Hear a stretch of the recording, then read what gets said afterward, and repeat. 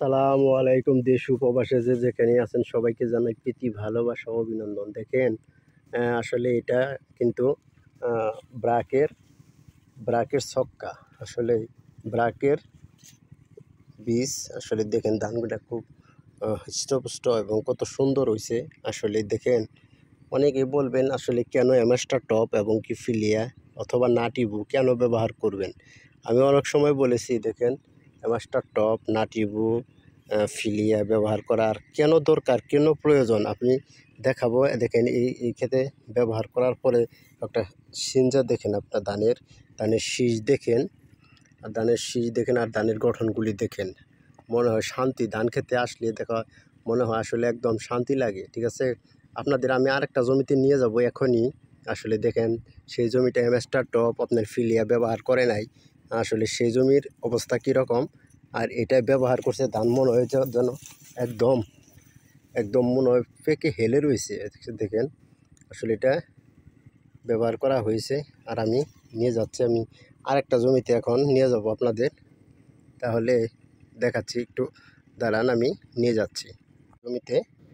এই দেখেন যদি ফিলিয়া, অ্যামাস্টার টপ এবং কি আরেকটি ছত্রাক যেমন ভিত্তাকু অথবা যে কোনো একটা ব্যবহার করলে কিন্তু এই পরিস্থিতি হতো না। দেখেন হিঞ্জা এগুলা কেমনি মরা, দেখেন আমি আপনাদের দেখাবো। আসলে ভিডিও করতে সমস্যা হয়, তারপরে দেখাচ্ছি।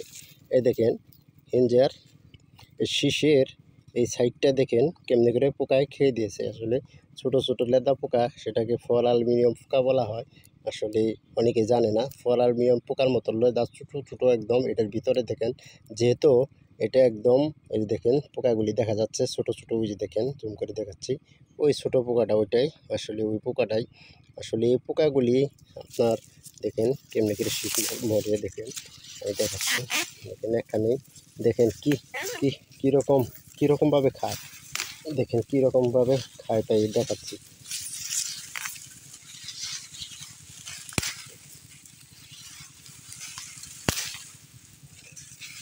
দেখেন কৃষক কেমনে লাভবান হবে। দেখেন একটুকু জায়গায় থেকে কতই ফিরলাম। আসলেই এগুলা কিন্তু এই আপনার ওই যদি একটি ছত্রাক এবং কি আপনার ফিলিয়া এবং কি অ্যামাস্টার টপ দিত, তাহলে এই পরিস্থিতি হতো না। আসলে পুরা জমিটা দেখালে মাথা আউল হয়ে যাবে। আসলে মানুষের অনেকেই বলে যে ভাই জমিতে দিছি এত কিছু করতে পারবো না। আসলে সে বোকার স্বর্গে বাস করে। কারণ আপনি সব দিলেন, পানি দিলেন, একটা বছরে একটা খাওয়ান, আপনি পানি দিলেন, সেচ দিলেন, সার দিলেন, হাল দিলেন, হাল চাষ দিলেন, কিন্তু আপনি আসলে এই ছোট্টখাট্ট বিষয় নিয়ে দেখেন একটু ছত্রাক, একটু স্প্রে আপনি দিবেন না, আসলে এটা কিন্তু চলে না। আপনারা দেখেন আসলে এই ভুল করবেন না। আসলে ধান চাষে অনেকেই এখন ধান চাষের উপর অভিজ্ঞ, কিন্তু অনেকে আছে একটুকে অবহেলা করে। যাই হোক ভাই, আপনারা ধান চাষ করলে এরকম চাষ করবেন না, আমার একটা অনুরোধ। আসলে ধান চাষে অনেক খরচ, কারণ যে কামলার দাম আর যে রকম কীটনাশক, যে পরিমাণ আপনার সব কিছুর দাম, তাহলে দয়া করে ধান চাষ করলে অবশ্যই আগে আপনারা এই যেটি স্প্রে দরকার আপনি দিয়ে যাবেন। তাহলে ভালো থাকে সবাই। আল্লাহ।